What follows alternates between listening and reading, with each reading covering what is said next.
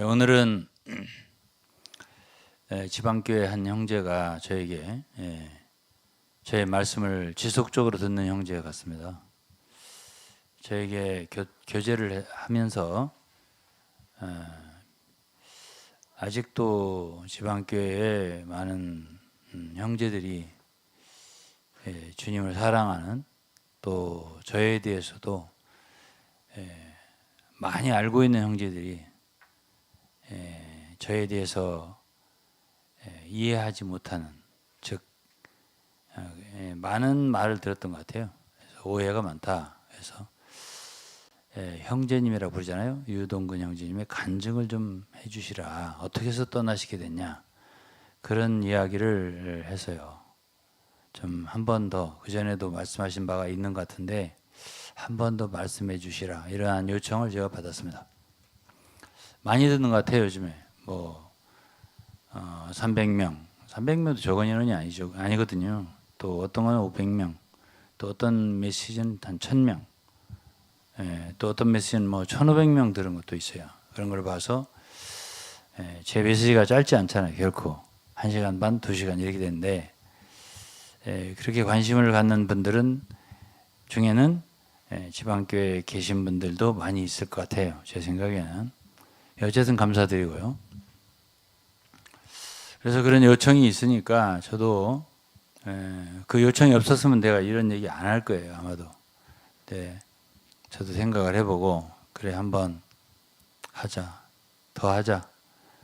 어쨌든 사도 바울도 사도행전을 보면 자기의 그 유대교에서 주님께로 돌이키게 된, 예수 그리스도를 믿는 신앙으로 돌이키게 된 간증을 사도행전에서만도 2-3번을 했어요. 그걸 기록하고 있고요.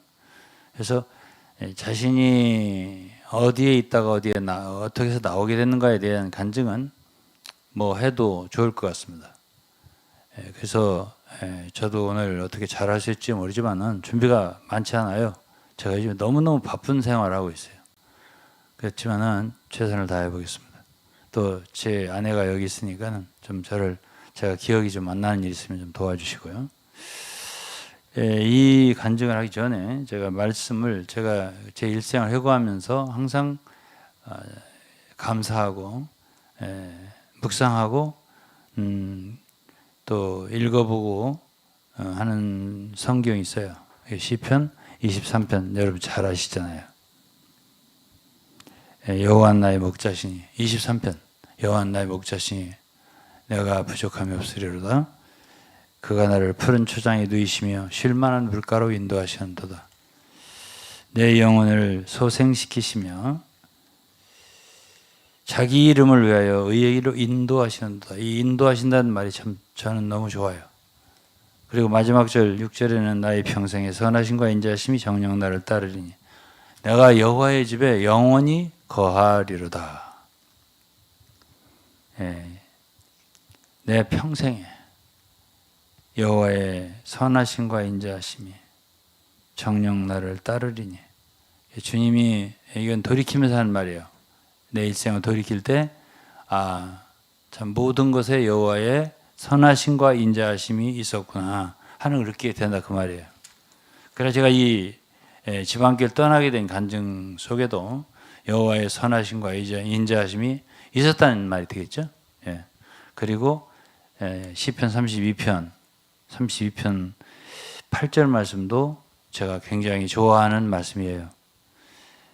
내가 너의 갈 길을 가르쳐 보이고 너를 주목하여 훈계하리로다. 또 인도하리로다 해도 돼요.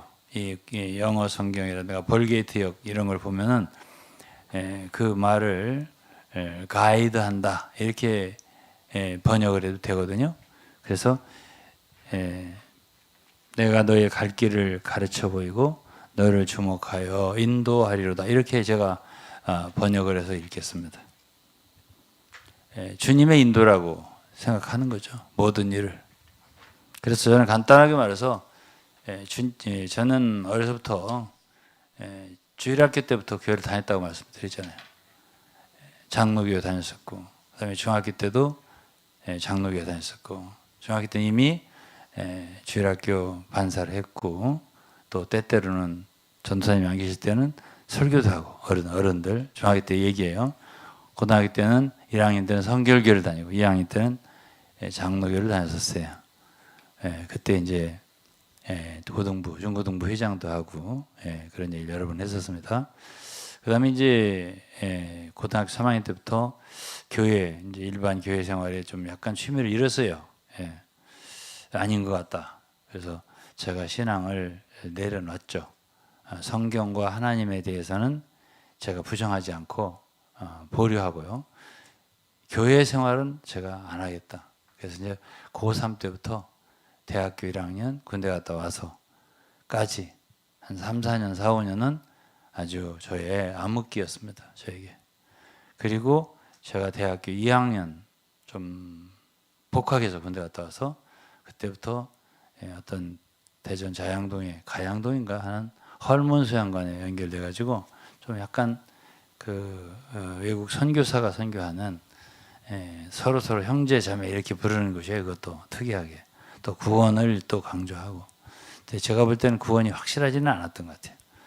그러나 어쨌든 그곳을 좀 한동안 다니는데 어머니가 하도 나한테 뭔데 다닌다고 왜 버스 2번 타고 돈을 내버리면서 다니느냐 하도 어머니가 말씀하셔가지고 제가 할 수 없이 이제 제 동네에 산성감리교회라고 대전시 중구 유천동 그곳에 있는 산성감리교회라는 데를 다녔었어요. 그게 이제 대학교 한 2학년, 3학년 그때쯤 될 것 같습니다. 복학했으니까. 그래서 그때 이제 제가 지방교회를 만난 거예요. 그리고 그때 참 양복점 사장이었던 이 암흑의 뭐 이름 대도 돼요. 돌아가셨는데 이재섭 형제님이라는 그 원래 승리생활사에서 승리생활사 김중근 목사님이 CCC 시작하셨던 그곳에 계셨던 분들은 다 구원을 받은 분들이었어요. 구원이 뭔지를 아는 분들이었어요. 그분들이 권유관 왕중생이라고 하죠. 그분들과 함께 구원을 서로 확인하고 구원이 맞다 이렇게 서로 확인하고 대전에서 교회를 시작했으니 그게 한국의 지방교회 시작이에요. 이런 것들을 갖다가 오늘날 모르는 분들이 많은 것 같아요. 그게 대전 용두동에서 이 지방교회는 시작이 되었던 거예요. 이거를 아셔야 돼요. 그러니까 한국의 지방교회를 세운 분은 어디까지나 대만에서 오셨던 왕중생, 이름 왕중생, 그리고 원래 중국 이름 왕성화, 그리고 한국 이름은 권익원 이런 분이 한국에 와서 최초로 지방교회 사역을 했던 거예요. 제가 그분과 75년에 만났고 제 아내는 73년에 만났어요. 그래서 그곳에서 교회 생활을 시작한 거예요. 그리고 이재섭 회이라는 분, 양복점 사장이었던 분, 우리 집하고 걸어서 한 5분 거리예요. 그곳에서 제가 그분이 이렇게 일어나서 사람들에게 말씀을 크게 선포한다든지 메시지를 전한다 이런 건 잘 안 하셨어요. 못 하시고. 그러나 개인적으로 개인 교제로 복음 상담, 복음을 이렇게 가르쳐 주는 일은 참 은사가 있었어요. 그래서 그분이 나에게 성경을 열어주고 이 성경을 보여주고 같이 읽자고 그렇게 하는 바람에 제가 마태복음 9장 그리고 로마서 5장 이런 부분들을 읽다가 빛을 받았어요. 마치 복음을 깨달았단 말이에요. 그것이 1975년입니다. 그래서 제가 예수를 믿게 되고 제가 구원을 받았음에도 불구하고 제가 그 교회는 가고 싶지 않더라고요. 왠지 좀 아닌 것 같아요. 그러나 제가 다니던 감리교회를 다시 갔는데 구원을 받고 이게 느낌이 달라진 거예요. 구원을 받고 나니까. 그래가지고 제가 이제 할 수 없이 누님과 그 이재섭 형제님 부인 되시는 자매님, 그 자매님 이름 되지 않겠습니다. 어쨌든 그 자매님과 저를 택시를 잡아놓고 힘없이 감리교회 예배 끝나고 나오는 저를 택시에 태우고 대전극장이라는 곳 앞에 2층에 대전교회, 대전 지방교회라는 곳에 처음으로 갔어요. 그래서 거기서 이제 제가 교회 생활을 시작했습니다.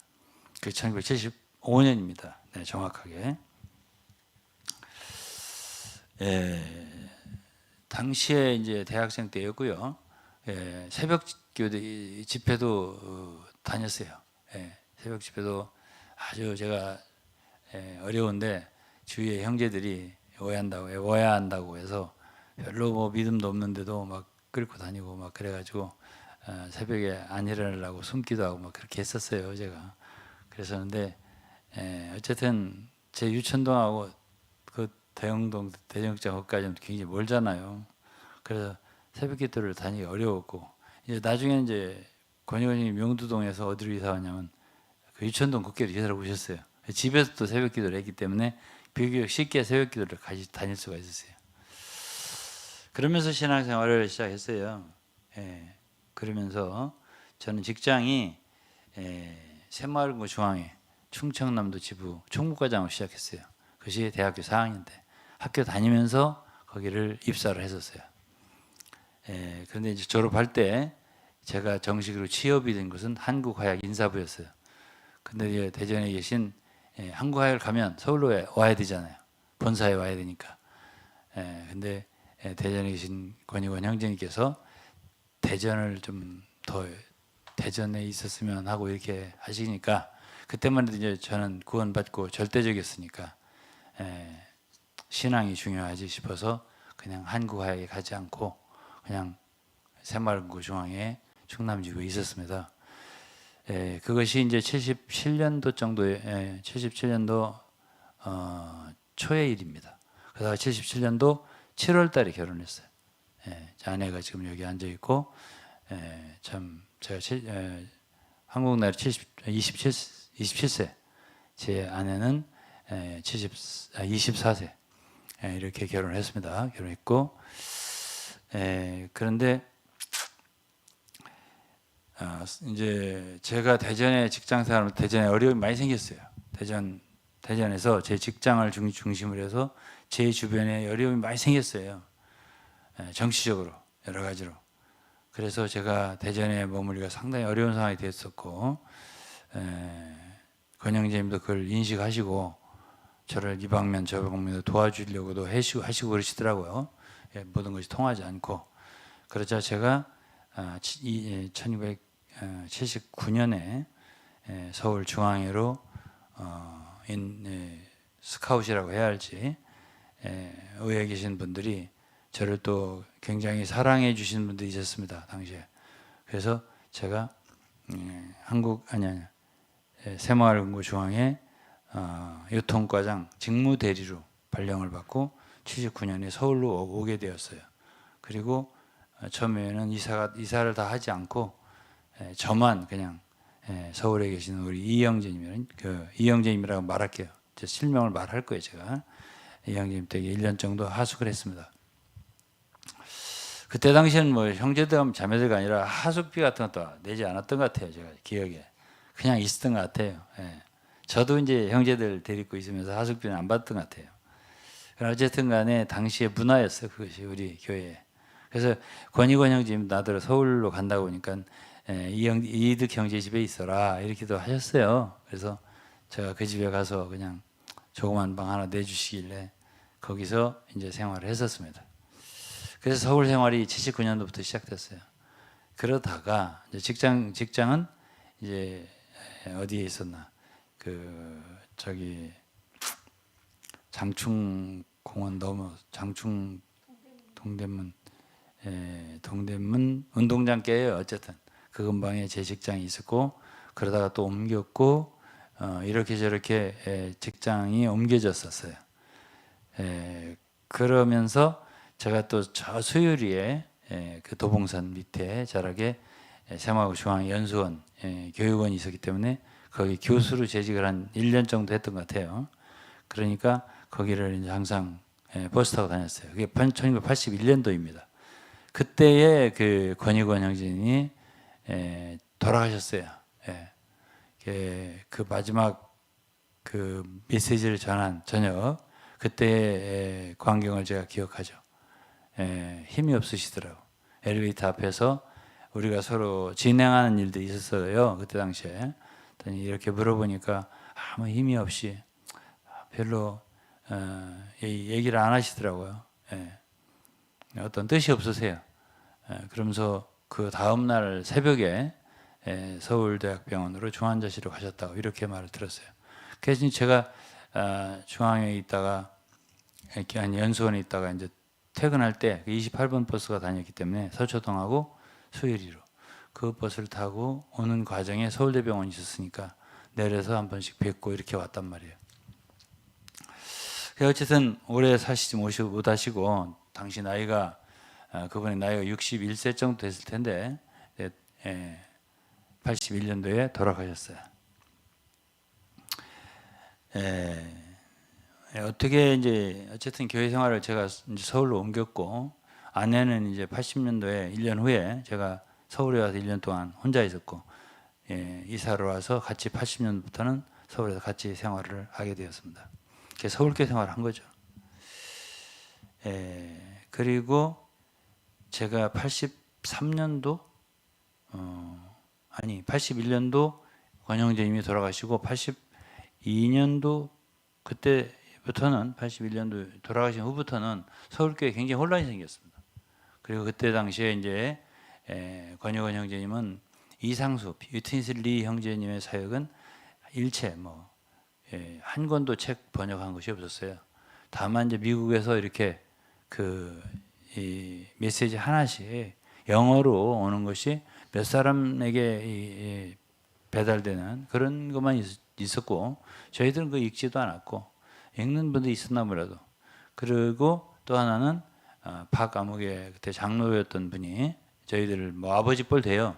그런 분이 일본어를 하시니까 그래서 일본의 지방교회 동역자였던 황아무개 동역자 그분에게서 받아가지고 그 일본말을 한국어로 번역을 해서 위트니스리의 라이프 스터디 또 여러 책들 그 영과 몸 이런저런 진리 메시지 이런 것들을 번역을 해서 이렇게 나눠줘 갖고 읽고 이랬던 일이 있었는데 그 일이 하나의 혼란으로 하였어요. 왜냐하면 이분들이 이제 그때도 젊으셨어요. 그러니까 다들 젊으니까 한 사역이어야 된다.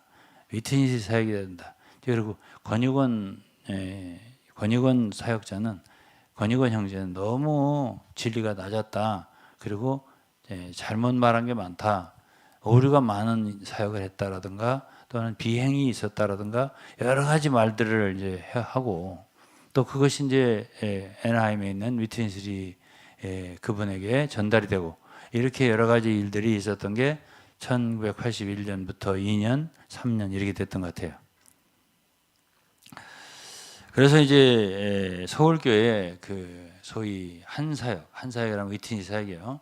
한사역이라는 말을 만들어낸 게 아마 81년도일 거입니다. 위트니스가 30메시지를 LA에서 강력하게 전했던 거예요. 그래서 원 미니스트리라는 말을 그때부터 했는데 한국에도 이제 한사역이라는 말이 그때 강하게 몇몇 형제들에 의해서 굉장히 강조됐죠. 그런데 이 한사역을 따르지 않는다 이거죠. 한국 지방교회는 왜 권익원 씨로 말미암아 말하자면 잘못했다 이거죠. 그런 분들. 그리고 우리는 또 대다수의 형제자매들은 잘 모르니까 그 사람들이 교회에 문제를 일으키는 걸 생각하고 이제 그분들 집에 못 나오게 했단 말이에요. 이런 여러 가지 소요가 있었어요. 한국에도. 그게 82년도인지 그래요. 그래서 이제 그랬는데 어쨌든 제가 이제 직장 생활을 하면서 83년도 초에 주님이 저를 직장에 있을 때 부르셨거든요. 제 그 부르심이 분명해요. 그건 직장 생활 할 때 제 부장실에서 주님이 저를 부르셨단 말이에요. 그래서 제가 깜짝 놀랐죠. 그때 당시에 이 부르심이 얼마나 소중한지 몰라요. 세월이 지금 그 부르심을 받은 지로 40년이 지났는데요. 그 부르심은 정말 주님의 부르심이었다라는 생각을 하게 돼요. 그리고 제가 엊그제도 어떤 형제자매한테 그런 얘기를 했는데 어떤 경제적인 문제가 얘기가 나와서 내가 그런 말을 했어요. 나는 지금까지 주님의 부르심을 받고 나와서 어떻게 먹고 살지? 어떻게 내가 경제 생활을 하지? 이런 생각을 해본 적이 없다고 그랬어요. 왜 그러냐면은 주님이 부르신 사람은 정말 주님이 책임져요. 그걸 제가 알아요. 그렇지 않으면 부르시겠어요? 전능하신 주님인데, 하나님이신데. 그래서 저는 그 부르심을 늘 감사히 생각을 하죠. 근데 어쨌든 그때 이제 소유가 생겼고 분열이죠, 일종의 한국에서. 그분들은 따로 A라고 하는 경기도 어떤 도시에서 따로 모이셨고, 근데 그때 당시에 이제 권익원 씨는 돌아가셨고, 한국의 이 어려움을 해결해 주기 위해서 대만에 장영재님 두 분이 왔다 갔다도 하시고, 또 앤드류도 오고, 또 앤드류 자주 안 오고 장영재님 두 장영재님 장상택 장호신 이분들은 왔다 갔다 하시고, 그리고 앤드류도 한번 따라왔던 것 같고, 이렇게 저렇게 하면서 한국의 교회를 도우려고 왔죠. 도우려고 온 것 같아요. 근데 결정적으로 한국의 교회가 이 분열이 봉합되면서 이 교회의 사역이 위트니스 사역에 소속되게 된 것은 타이터스의 공로예요. 타이터스 추는 어쨌든 굉장히 인플루언싱하게, 그러니까 영향력 있게 그렇게 말씀을 전하는 사역자였어요. 젊었어요, 그분도 그때 당시에. 아마도 한 40대였을 겁니다. 50이 안 됐어요. 근데 아주 강력한 메시지를 갖고 있었고요. 그분이 오셔서 이제 저도 이제 그분 때문에 제 관념을 바꾸게 된 거죠. 그분이 아니어서 제 관념 안 바뀌었을 거예요. 왜 당신네들이 한국의 교회를 간섭하느냐, 이런 태도를 가졌거든요. 그때가 제가 83년도로 기억이 돼요. 그때가. 그러니까 저 때문에 굉장히 어려움을 겪으셨죠, 타이터스는. 제가 안 돌아서니까. 그러나 이제 이희득 형제님은 미국을 가서 미국 오라고 그랬어요. 이튼시 그분이 그 모든 보고서가 두 보따리였다는 거예요. 저는 못 봤지만은 두 보따리 가지고 이제 그 리포트를 한국에서 보냈겠죠. 이튼시가 일주일 동안 그 이희득 형제님하고 또 한 분 박아무개 형제님이라는 제 아버지 뻘 되는 형제님, 그분 장로였어요. 그분도 이희득 형제 장로였고. 그래서 이제 그분들이 일주일 동안 거기서 이제 검토해가면서 그 보낸 그 리포트를, 그러면서 주로 이제 권익원 형제님이 잘못하신 거겠잖아요. 잘못하신 일이 무엇인가, 이런 것들에 대해서 어쨌든 여러 가지 얘기를 들었어요. 제가 그때 당시에 사역에 11조를 거뒀다, 교회에서 마을 금고를 했다, 또 뭘 얻었다, 자기를 근본이라고 했다, 중심이라고 했다, 다 맞는 얘기예요. 그 얘기가 다들 틀린 얘기는 하나도 없어요. 이제 그것만 가지고는 저를 쓰러뜨리기 어렵죠. 그게 그렇게 큰 대수냐? 그래 돈을 떼먹은 거 아닌데. 안 그렇겠어요. 그런데 이제 거기 중요한 문제가 이제 어떤 스캔들을 얘기하는 거예요.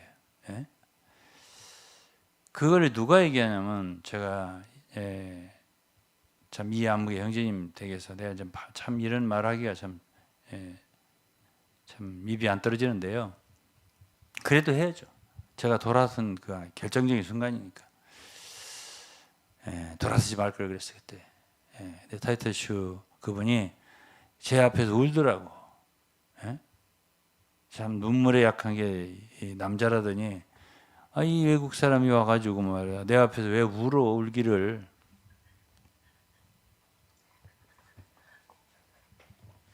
근데 저는 이제 내가 이렇게 마음이 강팍한 사람인가? 응? 왜 사람을 울리나 내가? 이제 이런 생각을 하면서 그분이 이제 그 얘기를 어렵게 꺼내는 거예요. 권익원 씨가 이렇게 잘못했다고. 그게 제가 기억은 안 나요. 잘 무슨 얘기인지 모르지만은 어쨌든 좀 제가 듣기에는 정말 참 치명적인 과오를 범했다는 그런 어떤 얘기를 하는 것 같이 기억이 돼요. 그래서 제가 이제 옆에 이희득 형님이 앉았으니까 이 형님 얼굴을 쳐다봤어요. 저게 사실이냐고. 그래도 이영재님이 고개를 끄덕끄덕 하는 거예요. 그러지.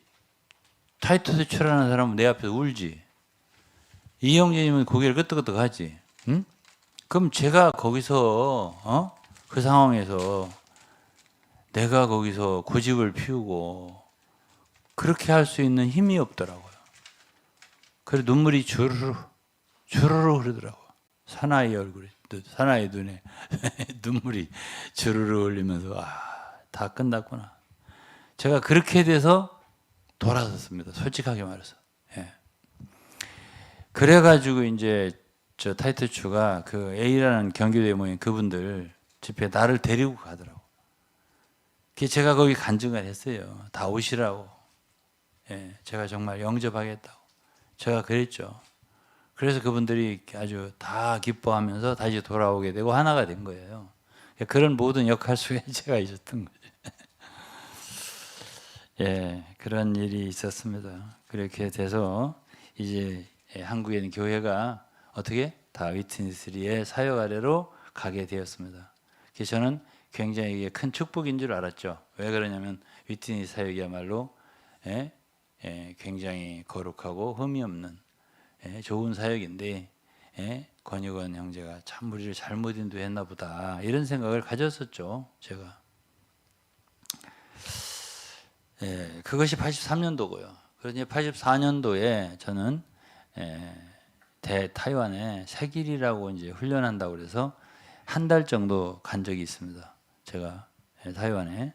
그래서 이제 타이페이에 머물면서 위트니스리 형제님 인도하는 세길 훈련 집회를 받았어요. 한 달 동안.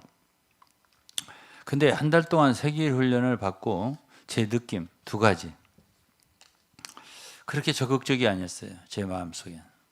첫째는 그때 가장 많이 부르짖는 게 이제 사람의 생량 교권, 사람 낳고 기르고 뭐 가르치고 건축한다 이런 얘기 표가 있고, 그다음은 문두드리기 실행이 있었어요. 그래서 인생의 비밀을 가지고 다니면서 뭐 있어요. 뭐저 CCC가 하는 사형리 비슷한 것 같지만 또 그것도 아니고 어쨌든 뭐 무슨 창조하신 삼위 하나님이 무슨 과정을 거치시고 인생을 거치셔가지고 뭐 생명전 영이 돼가지고 오 주의 샘 쏙 들어온다 뭐 이런 식으로 하는 인생의 비밀이 있거든요. 뭐 창조의 비밀, 무슨 비밀, 타락의 비밀, 이런 해가지고 인생의 비밀 한 건 있었어요. 조그만 게. 다 잊어버렸어요. 지금 30년 전의 일인데 어떻게 다 기억합니까?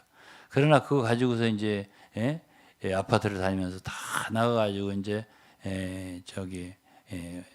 좌로부터 도로라고 했던가 하여간 돌아가면서 아파트를 두드리는 거야. 문을 열면 딱 한 발을 더 집어넣어라. 그래서 이제 들어가서 전하고 거기서 오 주 예수여 몇 번 부르고 그러면 베스트업에 목욕탕에 욕조에서 침례를 줘라. 이제 이렇게 되는 거야. 그래서 엄청 많이 했죠. 우리가 그 훈련을. 그러면서 계속 위트니스 메시지를 들은 거예요. 우리가 거기서. 한 달 동안 듣고 제가 느낌이 두 가지 느낌을 했죠. 두 가지. 첫째는 확장 발전이라는 말을 많이 했어요. 그러니까 지방교회가 하나의 인수의 증가에 즉 다시 말해 부흥의 스탑이다. 인수 증가가 없는 거야. 미국이나 타이완이나. 그러니까 뭔가 한번 이렇게 뚫어보려고 하는 의지가 있었던 것 같아요. 위트니스 형제님이. 그러니까 새 길이라고 하면서 이제 상황을 완전히 바꿔보려고 타이완에 와서 장로들, 나이 드신 장로들을 다 이렇게 뒤로 불러서게 하고 80명의 장로 새로 세우고 젊은 장로들을 아주 개혁을 하시더라고 와서. 다 그때는 제가 좋게 봤어요. 다. 근데 그런데 이제 후에 많이 생각이 바뀌었죠. 제 마음이. 근데 이제 첫째로는 제가 이제 지금 와서 저도 나이가 먹었잖아요. 저도 나이가 들은 사람이에요. 그렇기 때문에 저도 사역을 했고, 사역을 해봤고, 지방교회만이 아니라 지방교회 있을 때부터 외국에 나갈 때 사역을 했고, 경험이 있을 거 아니에요. 또 저도 성경 강해서 써보고 성경을 새로 읽어보고 이렇게 해봤기 때문에 다 돌이켜볼 때 그때 당시에도 위트니스리가 중국 대만 사역자들을 보내서 한국 교회가 돌아서게 하는데 결정적인 일을 타이투스가 했다고 했잖아요. 저도 돌이키고.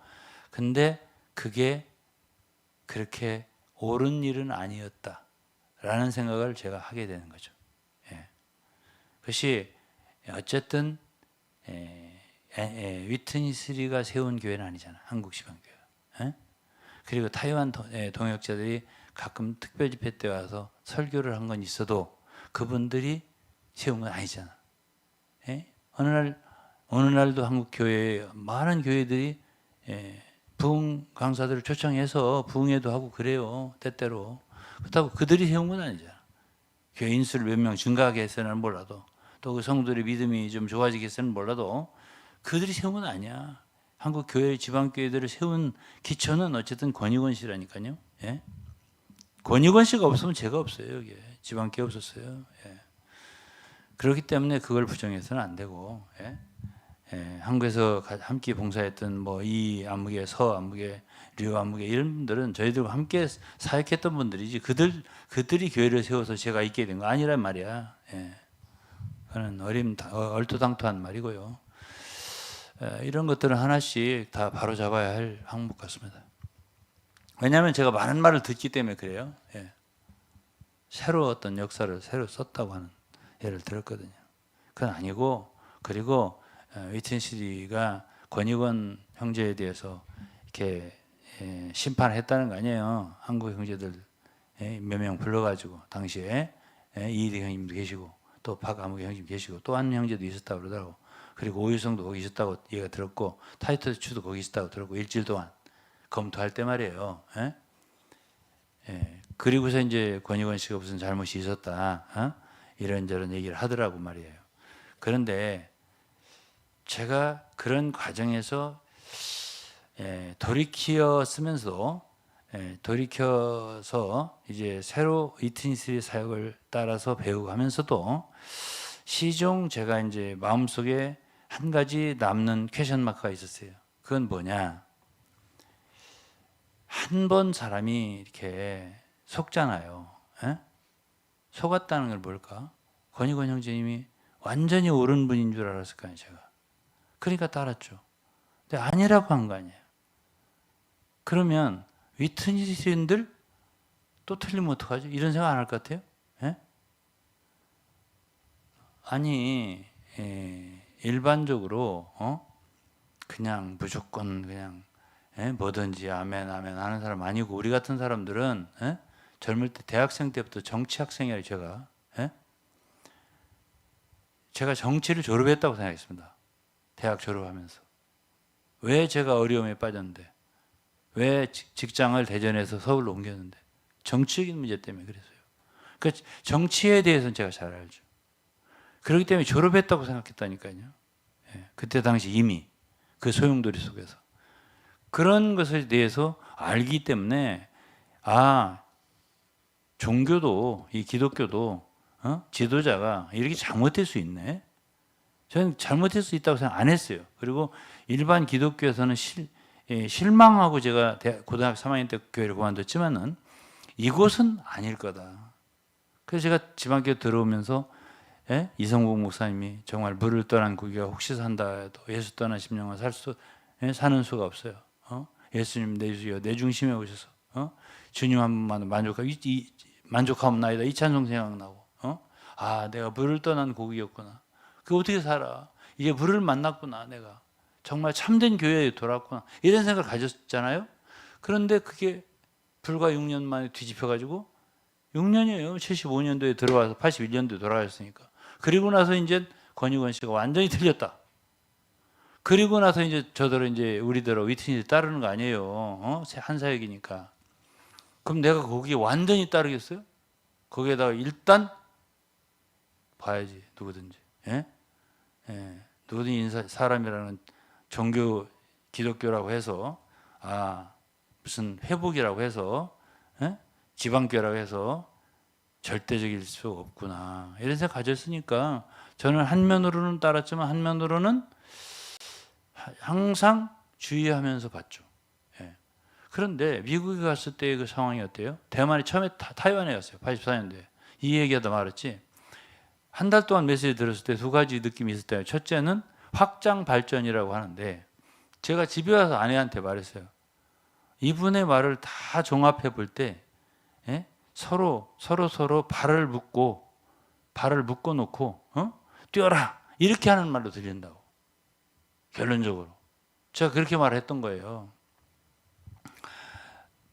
제가 그때 당시 아마 경영학을 했을걸요. 경영대학원 다녔을걸요.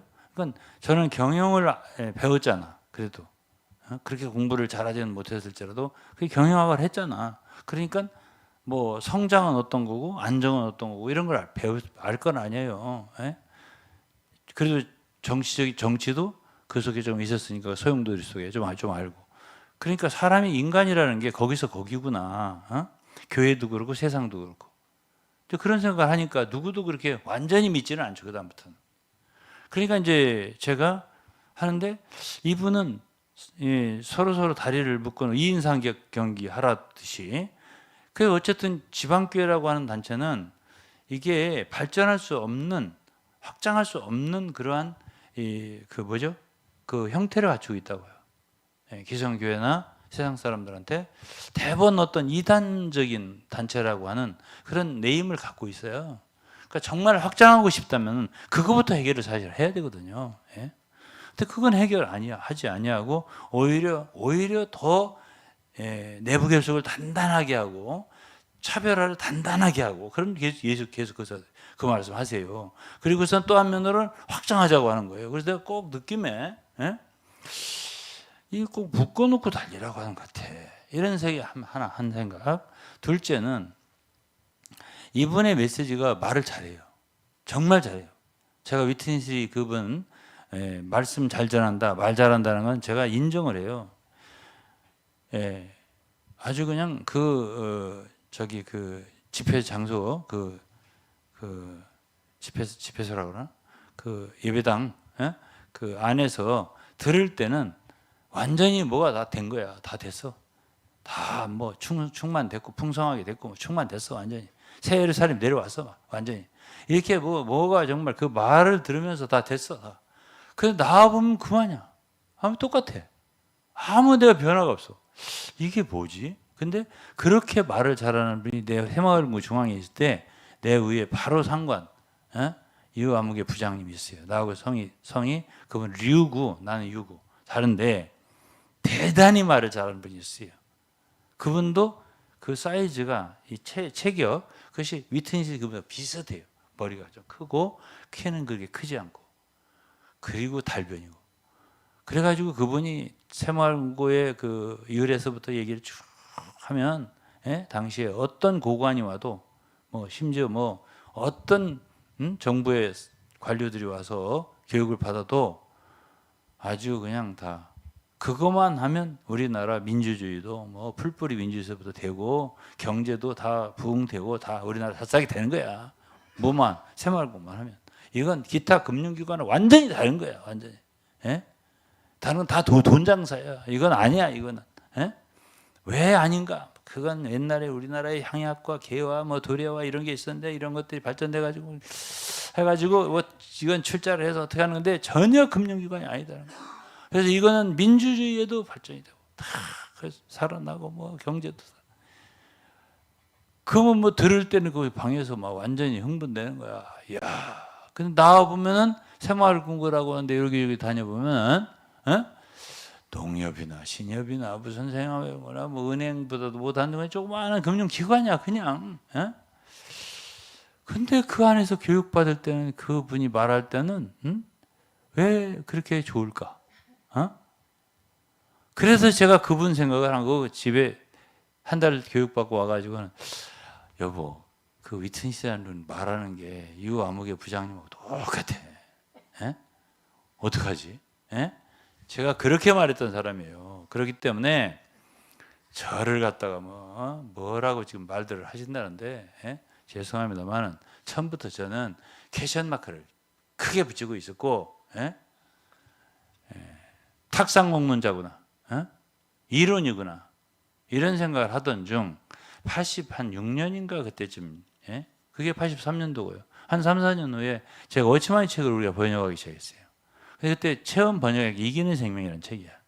그걸 쭉 번역해서 이제 번역하는 형제가 R이라는 형제가 있어요. 대만 화교 형제. 지금도 있어요. 그 형제가 번역한 걸 나한테 처음 넘겨주잖아요. 그 원고를 제가 읽으면서 깜짝 놀랐어요. 위트니스 완전 다른 거예요.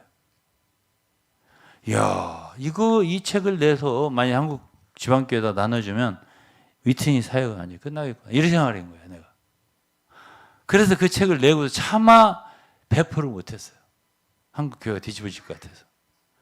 이 위트니스 사역 완전히 다른 워치만 이렇게 할 줄 알고. 그래가지고 NIM에 가서 앤드류한테, 그 앤드류가 이제 리빙스턴 책임자였거든. 아니, 이 책 내도 돼요? 이 책 배포해도 돼요? 그러니까 얼굴이 변함도 없이 내도 되지. 이렇게 말을 하는 거예요. 그래요? 이게 이제 오버커밍 라이프라고, 이기는 생명. 그래서 그걸 이제 진짜 1년간 제가 책을 출판했다가 돈이 아까운데도 팔지를 않고 성도에게 그걸 이제 괜찮다고 한 바람에 보냈다고, 내보내서. 근데 진짜 아무 일이 없더라고. 저만 뒤집어진 거야, 그걸 읽고서. 예? 참 아이러니하죠, 정말. 근데 이제 그거 가지고 읽고서 문제를 일으킨 사람들이 경남 저기 어디야, 창원인가 거기에서 서아무개 이런 사람들 몇몇 사람들이 그거를 읽고서 또 구원파에 나온 몇몇 사람들이 이야 이런 게 있었구나 하고서 그런 역사가 있더라고. 그러니까 저만 그랬던 건 아니야. 있는데 대다수의 지방교성들은 위트니스거나 똑같이 싶어가지고 별로 읽지도 않는 것 같아요. 깊이 읽지 않는 것 같아요. 그래서 이제 그런 해프닝이 있었다 이런 것이고요. 그러니까 저는 그게 87년도 6년도 이때라면은 그때부터 위트니스리에 대해서는 위트니스리는 내가 처음 해본 게 맞다. 그러니까 그거는 지식이다. 지식의 사역자다. 그러니까 우리에게 믿음을 안 주지. 그러나 워치만이는 그 책에 믿음을 좀 주는 게 있어. 느낌에. 그러니까 사람에게 죄에서 어떻게 이겨? 위트니스는 막 주의 이름을 부르는 거라는 거야. 부르라. 그게 얼마나 많이 부르는지 그건 제 아내가 잘 알아요. 하여튼 뭐 집이다 내가라고 부르고 새벽마다 부르고 밤마다 부르고 산에 올라가서 부르고 그래가지고 그래도 안 돼요. 그래도 변화가 안 되는 거야. 제가 이제 특별히 변화 안 되는 부분은 성질 고약했잖아. 성질이 안 고쳐져요. 암만 불러도 안 고쳐져요.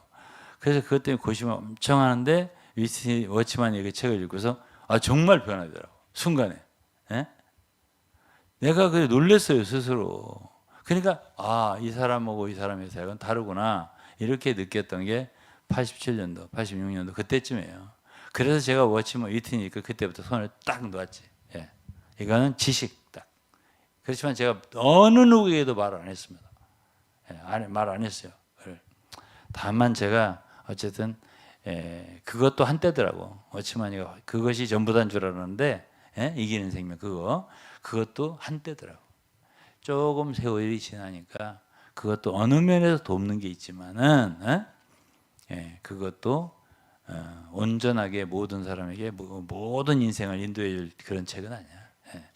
그래서 결론적으로 도달하는 건 성경으로 가는 거죠. 결국은. 자, 그러면은 이제 제가 어떻게 해서 거기를 떠나게 됐냐? 대만을 갔어요. 가서 이제 그때 1개월 있으면서 이튼시 아들 필립 리라고 유명하죠. 근데 그 필립 리를 이제 전을 보고서 책임자, 그분 리빙스턴 그때 당시 책임자였으니까 매니저. 나도 이제 한국 매니저고 만나려고 했더니 이 만나기가 이거 하늘의 별 따기처럼 어려운 거예요. 누가 교제하고 있더라고 식당에서. 근데 오유선 형제가 친했었잖아요. 내가 만나게 해줄게 기다리래. 한 1시간 이상을 기다렸는데 다 교제하더니 나하고 이제 얘기를 미리 했을 거 아니야. 한국의 안무 복음서 책임자가 왔는데 당신하고 교제를 하고 원한다. 기다려라. 기다렸을 거 아니야. 다 끝나더니 피곤하다 하더니 오라고 그래요. 난 못 만났어. 그게 84년도 일이고 85년도 미국을 갔다요. 미국 갔는데 막 역시 마찬가지야. 뭐 감히 필립은 관두고 매니저는 관두고 직원도만 못 만나. 그냥 유리창 구멍 뚫어놓고 유리창에 구멍 뚫어놓고 거기도 얘기하고 할 것이 있으면 책 살 거 있으면 사고 그 책 그 밑에다 조그만 데로 해서 책 주고 팔고 이렇게만 하더라고. 그래서 그때 당시 제가 화가 굉장히 났었거든요. 근데 그걸 본 형제가 있더라고. 응? 엘 아무개 형제가 있어. 그 형제가 그때 자기가 그 옆에 있었대 바로. 그래서 내가 굉장히 기분 나빠하는 걸 봤다는 거야. 그러니 저는 한국의 한국의 권익원 형제 사람 높인다고 해갖고 말이야 틀렸다고 심판하고 말이야 그래놨는데 미국 가서 보니까 위튼실이 높이는 건 한국의 권익원 높이는 건 거긴 저리 가라야. 그런데 한국에서 권익원 씨 사람 높인다고 야단치던 사람들이 말이에요. 이상수, 위튼실이 미국에 높이는 건 전혀 문제가 안 돼. 한국의 복음서원이 문턱이 높다는 하는 사람들이 리빈스를 그렇게 하는데도 전혀 문제가 안 돼. 이게 뭐지? 이런 생각을 제가 많이 했었죠. 갈등이 많았고 저는 복음서원 맡고 83년도부터 매니저가 됐잖아요.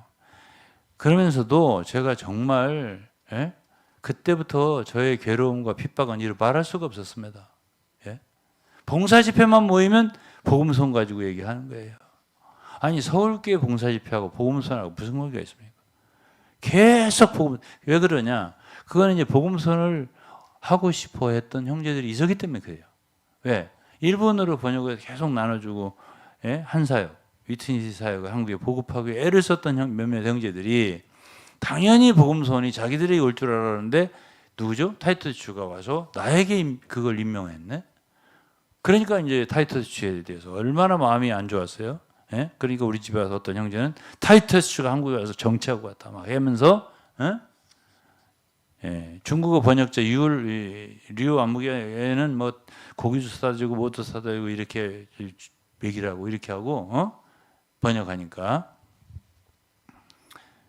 우리는 먹든지 말든지 마음대로 하라는 식으로 이렇게 하고 가더라고. 한번 참 묘한 사람도 다 있네. 제가 그랬었죠.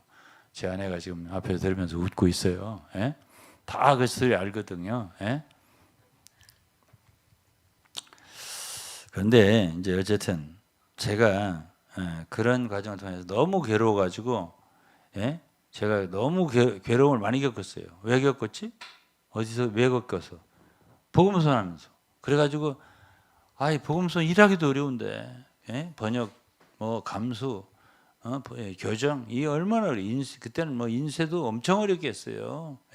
지금은 컴퓨터 이렇게 쫙 해서 하지만 지금은 그때는 이렇게 사식해갖고 해서 거기다가 유산지 붙여갖고 교정해서 말이지 따붙이게 해가면서 이렇게 해가면서 막 한 권을 하려면 이만큼씩 보따리를 싸가지고 가지고 인쇄소에 다니면서 한 권 책 내고 이랬단 말이에요. 그렇게 하던 시대라서 그렇게만 해도 고생스러운데 봉사시험 일주일에 한 번씩 복음서 갖고 들어지고 막 씨름하니까 내가 견딜 수가 없어가지고 어디로 도망가냐면 포일로 도망가서 의왕시 거기 가서 한 2년 반 살았다니까요. 그러니까 거기 가서는 어느 교회 집회 다 가기도 싫어. 근데 가끔은 안양교회 이제 가끔 갔었고 거기도 항상 안 가. 근데 서울에서 뭐라고 하냐면 그래도 봉사집회는 오셔야지. 내가 갑니까? 거기 안 가려고 이사를 가는데. 그래서 지방교회는 한 도시에 한 지방에 한 도시니까 나는 포일이니까 교회가 없으니까 누가 나를 부를 수도 없고 난 거기서 그냥 복음을 전했죠. 포일이라는 데서. 그렇게 하면서 생활한 2년 반이에요. 그때 거기서 책 참 많이 번역했어요. 그리고 그때 거기서 찬송가자고 시작했고 복음서. 그렇게 이제 시작한 거고요. 이런 얘기를 하려면 한이 없는데 나더러 왜 떠났냐 이제 이 얘기를 하라는 거 아니에요. 그러면서 교회 생활을 했는데 제가 90년도부터 88년, 89년 이때부터 미국을 다니면서 한인들의 상황이 있어요. 미국에 사는 한인들 거의 얼마 안 됐었어요 처음에는. 그래갖고 거기에 이제 섬겼었는데 처음에는 나하고 이희득 형제하고 둘만 다녔단 말이에요 주로. 그때 비자 받기 어려웠어요 상당히. 그래서 둘만 다니니까 그때는 이렇게 한 무리가 참 좋게 일어났어요 하나로. 그러더니 조금 비자가 많이 나왔어요 여러 형제들이.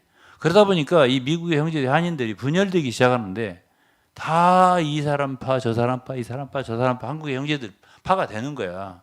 나눠지는 거야. 제가 그거 보고 처음에는 저를 접대하고 그랬던 형제들이 이제 아이고 한국 형제들 집으로 접대 안 한다는 거야. 모텔로 가라는 거야. 이렇게 하면서 이제 푸대집을 하더라고요. 예? 이게 뭐지? 예?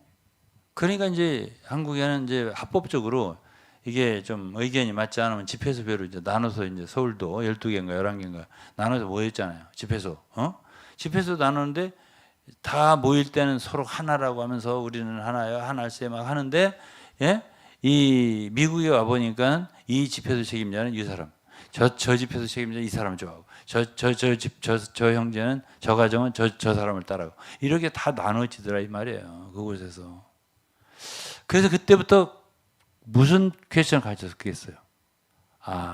하나라고 가장 많이 외치는 곳이 이곳인데 하나는 어디 갔는가?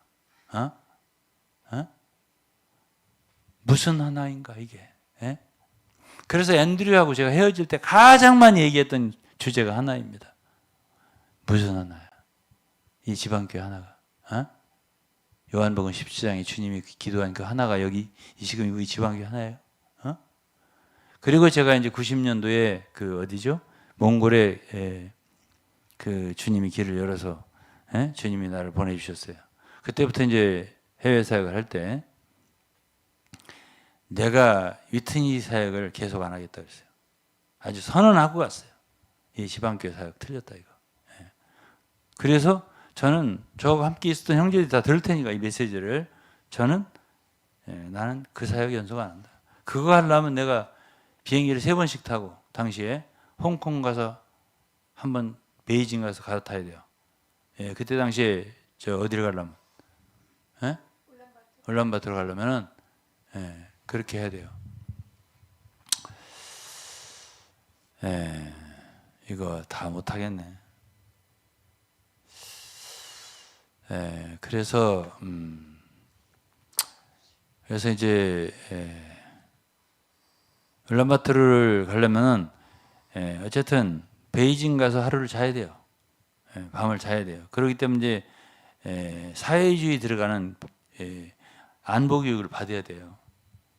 그리고 아주 당시에 북경 공항이 삼엄했어요. 크리스천들 함부로 들어가지 못해요. 성경 갖고 이렇게 되기 때문에 아주 마음 졸이며 갖고 거기서 하룻밤 어떻게 자고 그러고서 새벽 6시 비행기예요. 베이징에서 울란바토르 간 비행기가. 그거 타려면 얼마나 서둘러야 되는지를 몰라요. 엄청 서둘러야 돼요. 그래서 이제 그 가는데 그렇게 해야만 가고 비행기도 3번 타는 거 아니에요. 서울에서 어디? 홍콩에서 베이징에서 하룻밤 자고 베이징에서 울란바토르 3번 타잖아. 비행값도 보통이 아니고 그렇게 가는데 거기를 가서 내가 무슨 사회가 할까 생각 안 하겠어요? 하죠.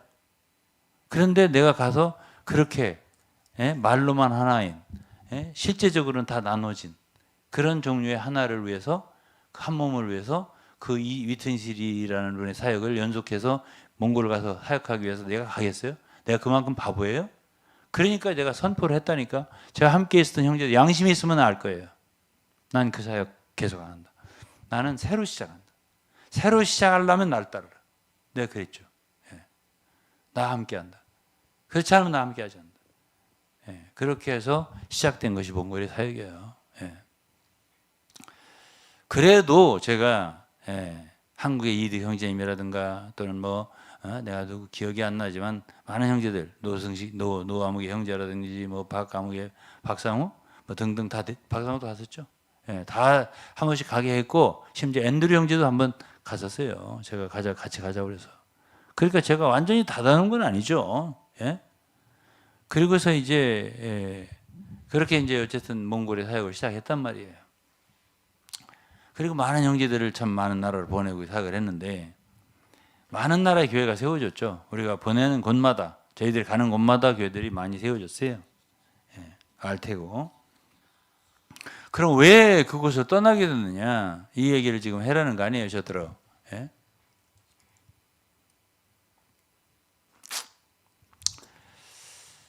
예. 이제 많은 형제들이 유동근 형제는 야심이 있어서 갔다 떠났다. 이 얘기가 이제 지금도 지방교 형제들의 뇌리 속에 콱 박혀 있다 이거지. 근데 이제 지금 와서 이 말을 제가 설명을 굳이 안 해도 되겠더라고. 왜냐니까 떠난 사람마다 다 야심이 있는 거예요. 다 야심이 있어서 떠났다고 하는 거예요. 그러니까 그거는 떠나는 사람이 진짜 야심이 있어서 떠났는지 아닌지는 몰라도 지방교회 성도들의 그 머릿속에는 그 프로그래밍이 되어 있는 거야. 떠나는 사람들에 대한. 응? 그들은 첫째, 야심 있다. 둘째로는 가봐야 소용없을 텐데. 또 뭐 셋째로는 뭔가 해보려고. 여기서 불만이 있어서. 뭐 이런 것들이 이게 프로그래밍이 되어 있기 때문에 여기서 원하는 것이 성취되지 않으니까. 이런 여러 가지 것이 프로그래밍이 되기 때문에 그거는 떠난 사람이 더 뭐 요즘에 지방에서도 그런 소리를 하더라고. 거기서 잊지 못한 사람이. 근데 이제 다른 외국에 있는 좀 큰 형제들은 막 인민재판하듯이 막 이렇게 많은 사람들을 동원해서 막 말을 하게 해갖고 이렇게 쫓아내고 파문하고 그러는데 저는 비교적 좋게 아주 최선을 다해서 신사적으로 해서 제 발로 나가게 이렇게 한 것 같아요. 잘해줬어요. 떠날 때까지 저한테. 근데 슬프게 또 했어요. 그래서 제가 떠나게 됐다는 것이고요. 간단하죠? 시작은 이제 구체적으로 한두 가지 한다면 첫째는 몽골 때문에 시작됐습니다. 뭐 간단하게 얘기할게요. 근데 그 얘기가 뭔데? 그때가 이 위트니스 생존시입니다. 한 번은 제가 미국에 갔을 때 앤드류 형제가 자기 사무실로 부르더니 너네들은 한국 형제들은 개척도 잘하고 그러니까 그러나 진리는 좀 부족하지 않느냐? 참 어떻게 그런 말을 할 수 있는지. 내가 좀 이따 얘기를 할 거예요. 뭐 그렇게 진리가 있는지. 중국 사람들은, 대만 사람들은, 위트니스를 포함해서 말이에요. 그래서 나는 그 한국 사람들은 without 트럭 without 브레이크라고 했던가? without 브레이크 트럭이라고 했던가? 하여간 브레이크 없는 트럭이다. 한국 사람 이런 그 별명을 붙였어요. 아주 창피스럽더라고. 난 그런 말 들을 때마다. 그래가지고 뭐 개척은 잘하는데 진리는 없고 그러니까는 가서 개척을 하고 그런 다음에는 타이완 훈련 졸업생들을 보내서 그래서 거기서 진리를 잘 아라리 오로리 넣어주면은 좋지 않겠냐? 이런 얘기예요 결론은. 그래서 그 소리를 듣고서 그거 참 좋겠네 그러고서 제가 내가 처음부터 위스트니스리 형제님의 사역에 퀘션 마크를 붙이고 난 그 사역 절대 연장 안 한다고 갔는데 그 말에 얼른 아멘을 하겠냐고. 근데 거기에 그 말을 들었는 순간에 이거를 노 아멘 했다가는 여기 이 형제들하고 이 지방교하고 나 영원히 끝나겠다는 생각 안 하겠어요? 겁나더라고. 그러면서 나 위트니스 형제하고 이거 얘기한 거 아니야 그러더라고. 앤드류가. 그렇다고 해서 내가 덜 겁나는 게 아니지. 그리고 어쨌든 최소한 형제들 간에 교제를 했을 거 아니야. 위트니스한테는 말을 안 했을지라도. 또 암묵적으로 위트니스도 그렇게 했으면 좋겠다는 뜻을 갖고 있을지 어떻게 알아 그거는 내가.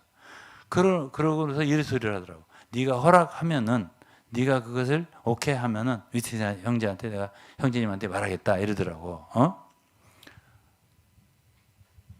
내가 그런데 어떻게 대답을 해야 돼요? 그 순간에 내가 지방교회 생활하는 사람인데 그때 당시에. 그래서 제가 좀 시간을 좀 필요로 합니다. 지금 당장 제가 대답을 못 하겠어요. 그랬더니 뭐 네가 중요하지. 알았어. 그러더라고요. 그러고서 이제 하루 이틀 지났는데 대만의 그 훈련센터를 책임지고 있는 류 아무개라는 뭐 이름 얘기할게요. 유천식. 그 형제가 약간 뭐를 더듬어요.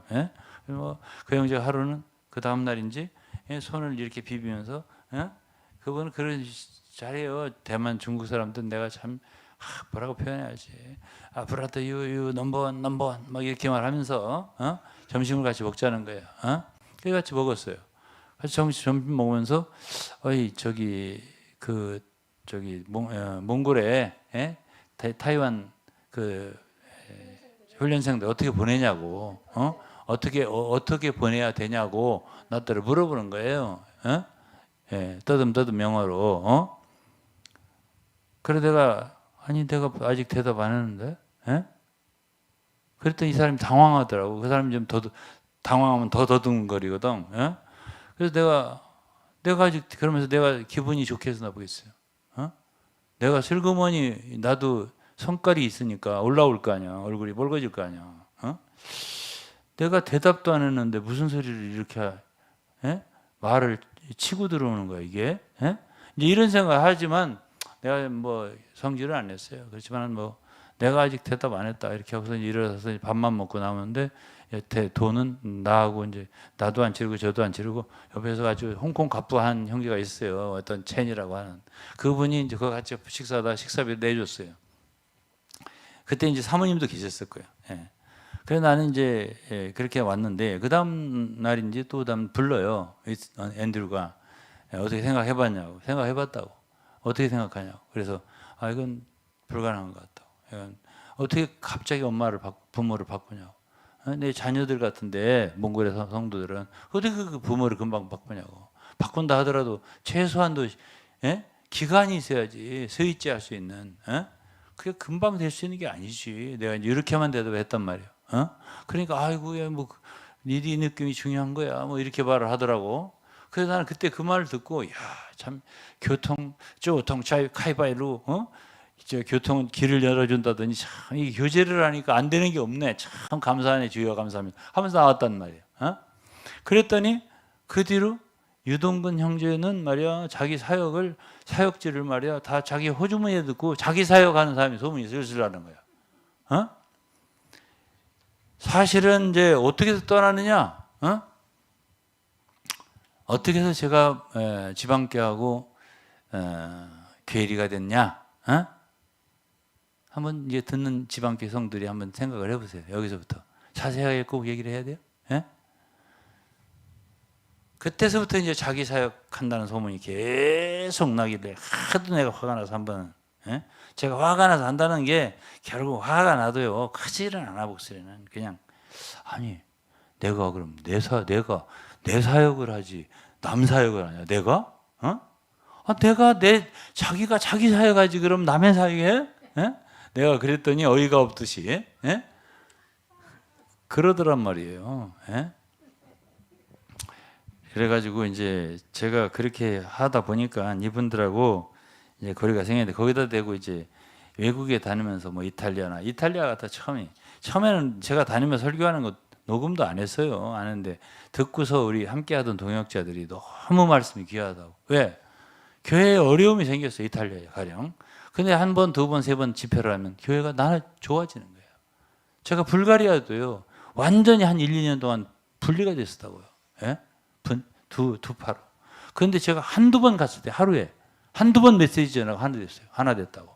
그러니까 말씀들이 귀하다 생각한 거예요. 그래서 동역자들이 그것을 처음엔 테이프 녹음을 하고 시작하고 다음에는 책을 내기 시작한 거예요. 그 책이 한 권, 두 권, 세 권, 네 권 나오기 시작한 거죠. 그랬더니 회복 안에는 2W에는 워치만 위트니스에는 책을 내면 안 된다. 이런 규정이 있다는 거예요. 그러한 원칙이 있다는 거예요. 그래서 그건 분열이다 이렇게 된 거죠. 그 자세한 내용은 알고 싶으면 나는 솔직히 이 얘기를 하겠습니다. 이제 말을 여기서 한 5분 내로 끝내겠는데 제가 왜 거기서 떠났냐? 제가 떠나고 싶으면 거기에 사집회소 건물을 제가 그 모든 복음서원을 읽어서 이룬 물질 수고한 거 그리고 모든 헌금을 다 바치고 해갖고 그 당시에 17억이면 적은 돈입니까? 근데 2억까지 대출받은 게 15억이에요. 그 교회에서 5억 하고 10억 정도는 복음서에 모은 돈이에요. 그래서 그 건물 지켰습니까? 제가? 그게 90년대인데. 제가 떠날 생각을 했으면 저는 그 교회가 지방교회인 줄 알았다고. 어? 왜 지방교회라면 지방의 독립성이 인정되는 교회인 줄 알았다고. 그게 위튼실이 교회인 줄 몰랐다고. 저는 애나임에서 다스리는 교회인 줄 몰랐다고. 어? 말하자면 그 권리가 말하자면 중앙 정부가 애나임인지 몰랐단 말이에요. 각 지방이 독립인 줄 알았죠. 행정적으로 독립이라고 했으니까, 또 명문화되어 있으니까. 그래서 우리는 그곳에서 영원토록 교회 생활하리라 이런 생각을 하니까 좋지. 건물 알아주는 게 쉬워요? 지상 6층 지하 2층? 그거 간단한 일 아니에요. 그걸 제가 야심히 써놨다고. 야심히 있으면 그 건물 내가 차지하죠. 그래서 그거를 그 사람을 하나를 판단하려면 깊이 판단해야 돼요. 깊이. 그러면 그 사람이 정말 야심이 있다면요, 그 건물 이름을 제 이름으로 합니다. 그 이름을 이희득 씨 이름으로 했거든, 당시에. 이희득 씨 황금 10원도 안 했습니다. 그러면 이희득 씨 이름으로 해야 한다는 법도 없습니다. 제 이름으로 한다고 해서 누구도 태클을 걸 수 없어요. 그러면 복음서원 이름은요? 복음서원 이름 내 이름으로 해도 아무 상관없습니다. 왜? 제가 거기에 제네럴 매니저니까. 95년도에는 위튼이가 정식으로 유동근이라고 복음서원 얘기했잖아요. 제 이름으로 바꿔도 아무 상관이 없는 거예요. 그러면 그 모든 주권이 이름이 유동근 건물로 될 거란 말이야. 유동근이 이사장이 되는 거예요. 그 건물의 목사가. 그러니까 그 건물은 사집회사 건물은 나한테 뺏겨요. 내가 야심이 있다면 그 건물 법적 소송하면요, 저한테 질 수도 있어요. 있었다고. 지금 이제 시효가 지났겠지만, 모르지. 다시 또 법을 검토해 보면 어쩔지도 모르겠는데, 그런 모든 것을 갖다가 제가 다 다른 형제들로 했다면, 그렇다면 그거는 제가 야심 있는 건 아니지. 그런 건 좀 생각을 좀 해보시고 말을 해야지. 내가 덜 속상하지, 말을 들어도. 그러면은 제가 어떤 얘기를 제가 하고 싶은 거냐면은, 그거 어떤 사람을 갖다가 비판하고 판단하려면은 그 사람에 대해서 좀 알아봐야 돼요. 그러면 거기에 예를 들어서 제가 이런 얘기를 좀 한번 해볼게요. 경북에 모 형제님이 계셔요. 지금 연세가 지금 살아계신다면 80이 넘습니다. 그분은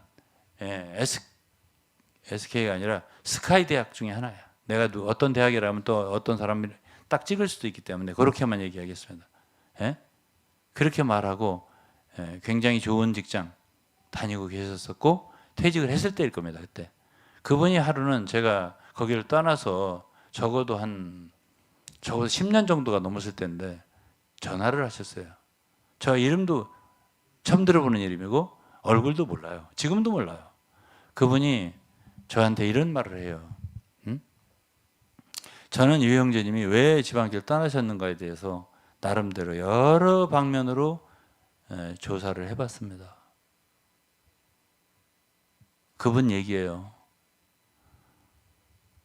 해봤더니 결국은 형제들이 유동근 형제를 시기해서 내쫓았더구먼요. 이렇게 말하더라고요.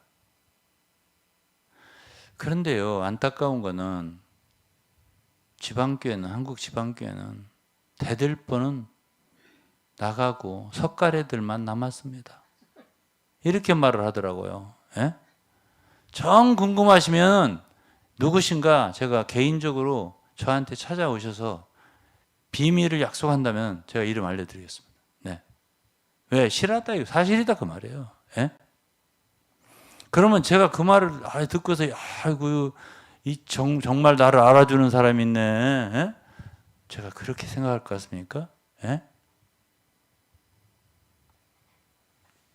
제가 왜 이 말을 하냐면요. 좀 누구를 판단하고 비판하려면은 좀 알아보시면 그 형제님이 알아봤을 거 아니에요. 알아봤을 거 아니에요. 제가 저를 결정적으로 저를 거기에 못 있게 한 때가 2000년 3월 말일입니다. 미국에 한 달 동안 인디애나폴리스에서 제 큰 처남댁에 머물면서 책을 쓰고요. 복음 친구들에게라는 책을 쓰고서 애나임에 들렸을 때 한국 형제들 집에 잤습니다. LA에. H라는 형제 집 같아요. 예. 그리고 그 집에서 자는데 그 형제들이 이제 내가 한 달 전에 들렸었어요. 애나임을. 그리고 인디애나 주에 갔다가 그 덴버에 들려서 유진그루로 집에서 2, 3일 자다가 그리고서 애나임 들려서 그렇게 왔단 말이에요. 한국에. 근데 애나임에 들릴 때 그 한국 H라는 형제 LA 교회 형제 집에 잤어요. 그 형제가 뭐라고 얘기냐면 이번에 들어가시면 앤드류가 빌라도처럼 손을 씻을 겁니다. 이러더라고. 그래서 제가 이제 그게 무슨 얘기인가 생각하면서 그 다음날 들어갔어요. 들어갔더니 여러 가지 얘기를 하더니 앤드류가 돌아가셨지만 앤드류가 나한테 뭐라 하냐면 앞으로 어떻게 할 겁니까? 나한테 그렇게 물어보더라고. 이게 파이널 워드니까 들으시라고요. 궁금할 테니까. 그래서 제가 무슨 소리세요? 그랬더니 어떻게 할 거냐고. 어떻게 하기는 지금처럼 같이 생활하는 거, 복음 전하고 교회 생활하는 거죠. 내가 특히 복음 전하는 거예요. 저는 항상. 그랬더니 그러면 하더니 아주 정색을 하고서 하는 말이 이거예요. 너는 한국 지방교회를 타치하지 마라. 우리도 너의 사역지 몽골이라든가 캄보디아라든가 네팔 이런데 타치하지 않겠다. 그러더라고요. 그래서 내가 좀 뭐라고 했죠. 아니 당신이 뭔데? 내가 20여 년 동안 가족처럼 생활한 한국 형제들과 관계를 정리하라니. 그게 무슨 소리예요? 그랬더니 그거는 내가 뭐 명령은 아니고 그게 너한테는 더 오너러블한 얘기 아니야? 이렇게 말을 하더라고. 왜 그게 너하고 나하고 각자 다른 길을 가자 그 얘기 아니에요? 그래서 제가 이제 그게 마지막인 줄 알고 오면서 비행기에서 그렇게 많은 눈물을 흘렸던 거예요. 예. 그러면 그 경북에 있던 내가 도시 이름 얘기 안 했죠. 어떤 형제님이라고. 예. 그 어떤 형제님께서 시기로 내쫓았다 이렇게 표현했잖아요. 그렇다라고 한다면 지금 LA 형제들도 어떤 모든 것들을 들은 게 있으니까 빌라도 손 씻었다는 말을 할 거 아니야? 그럼 빌라도의 비교를 누구로 해서 앤드류를. 그러면 함성이 있었을 거 아니야? 예수님을 죽여라는 함성이 있을 거 아니야? 그러니까 빌라도가 손을 씻을 거 아니야? 그렇죠? 그럼 그 함성이 어디서 나왔을까요? 내쫓아라. 그러면 어쨌든 간에 한국 형제들 중에는 이런 소리를 하더라고요. 한국 형제들은 잘 안 내쫓는데요. 그리고서 어떻게 하든지 나가게 한다는 거예요. 그러니까 외국의 큰 사역자들하고 달라. 처리하는 방식이. 나가게 하는 거예요. 어떻게든 못 있게. 그러니까 저한테 다 얼굴을 돌렸잖아요.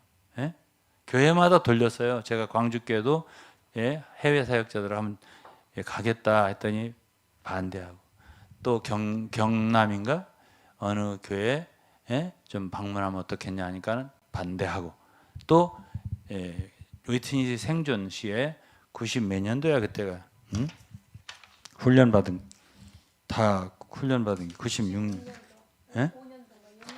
96년 5년도 6년도 96년도네 96년도에 70명 73명이네 73명이 훈련을 받았어요. 그때 모든 형제들이 저희 얼굴 돌렸거든요. 그리고서 두 형제가 와서 나에게 앞으로는 유동건 형제님 당신의 메시지를 들을 사람 없습니다. 우리는 이미 다 어떻게 몸이 건축되는 걸 다 알아버렸고 형제님이 할 일은 복음선에서는 무조건 최신의 메시지를 계속 빨리빨리 번역해서 각지에 내는 거예요. 이렇게 말을 했으니까 저에게 얼굴 다 돌렸어요. 그렇게 되고 저에게 계속 그냥 요즘으로 말하는 악플 같은 나쁜 소문만 계속 하루에 한 건 정도 오고 제 아내가 그건 잘 알아요. 그런 상황 속에서 제가 어떻게 그걸 견뎌요? 그래 그 형제처럼 자살하지 잘못하면. 저는 이제 간이 크니까 자살은 안 하겠지만 제가 자살은 안 합니다 절대로. 그런 거 가지고 저는 그보다 더 큰 시련을 대학교 4학년 때 정치적으로 당했었어요. 얼마나 무서웠는데 그때 당시. 예, 우리 저 권익원 형님이 중앙정부 끌려갔었거든. 끌려가갖고 갔다 나와가지고는 조사받았거든요. 엿가락대 거기는 나와 이러더라고요. 어? 근데 거기를 제가 끌려갈 뻔했었거든 당시에.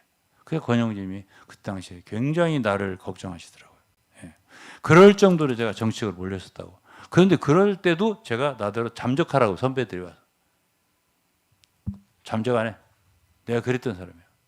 그게 대학교 4학년 때예요. 근데 제가 뭐 그걸 이런 그런 말을 두려워할 것 같습니까? 예? 두려워 안 하죠. 예.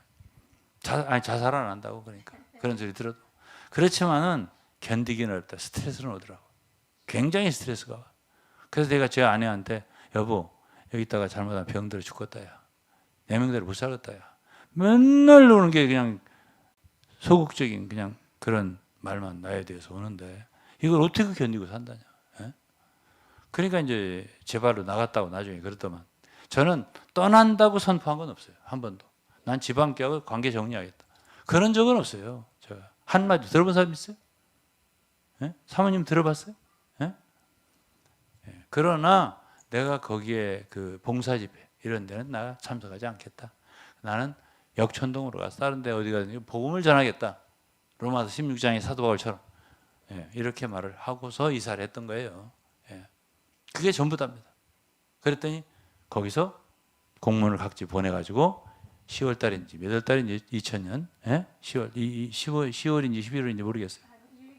1개월 후에 이사를 9월 달 말에 했다면 10월이나 11월쯤 될 거예요.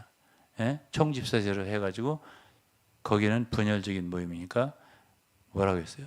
얘기가 참여하지 마라.